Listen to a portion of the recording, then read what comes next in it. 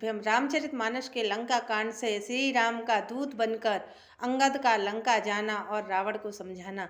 पिछले वीडियो में हमने आपको मंदोदरी द्वारा श्री राम के विश्व स्वरूप का वर्णन रावण के सम्मुख करने की कथा सुनाई।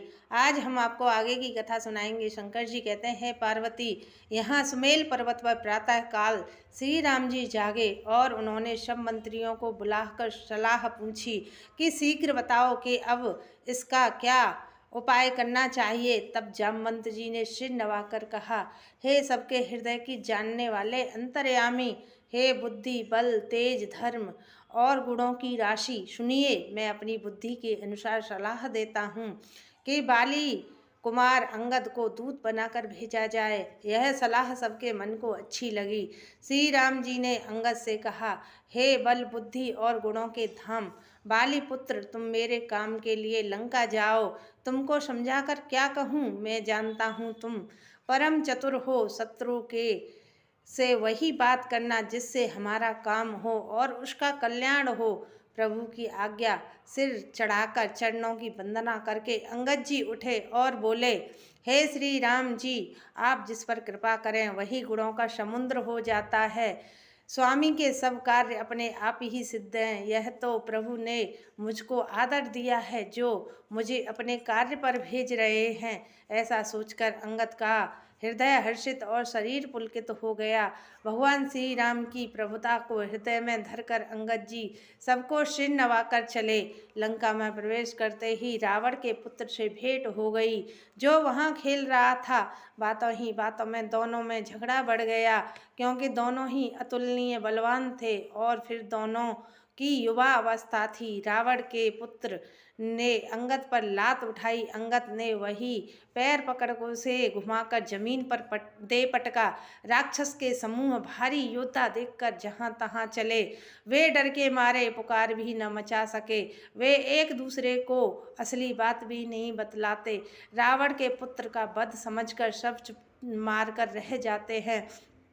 नगर भर में कोलाहल मच गया कि जिसने लंका जलाई थी वही बानर फिर आ गया। सब भयभीत होकर विचार करने लगे कि विधाता अब न जाने क्या करेगा।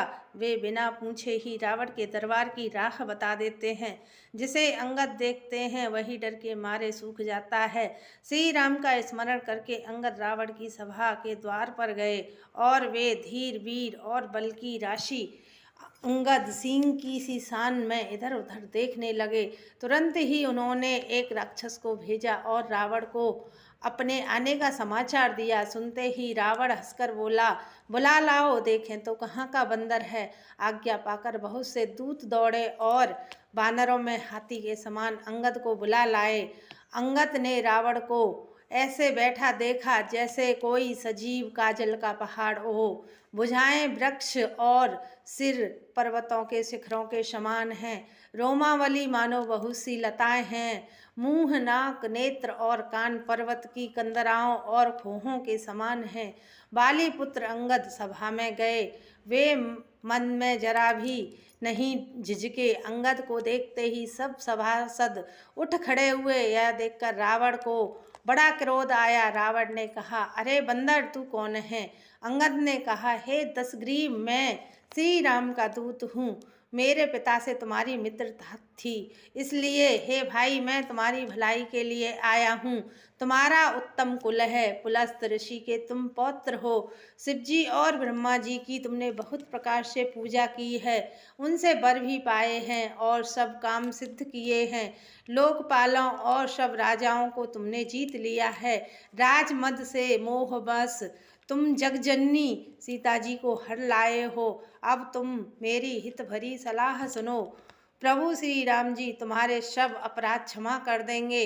दांतों में तिनका दबाओ, गले में कुल्हाड़ी डालो और कुटुंबियों सहित अपनी स्त्रियों को साथ लेकर सीता जी को आगे करके इस प्रकार सब भय छोड़कर चलो। श्री राम जी, मेरी रक्षा कीजिए, मेरी रक्षा कीजिए, इस प्रकार प्रार्थना करो।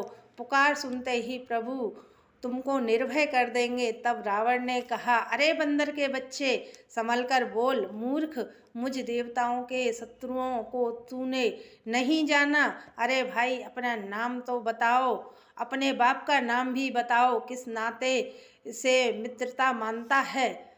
इससे आगे की कथा हम आपको अगले वीडियो में सुनाएंगे। कृपया आपको मेरी यह कथा अच्छी लगे तो लाइक और कमेंट करना। जय सिया राम, जय हनुमान। श्री शिवाय नमस्तु।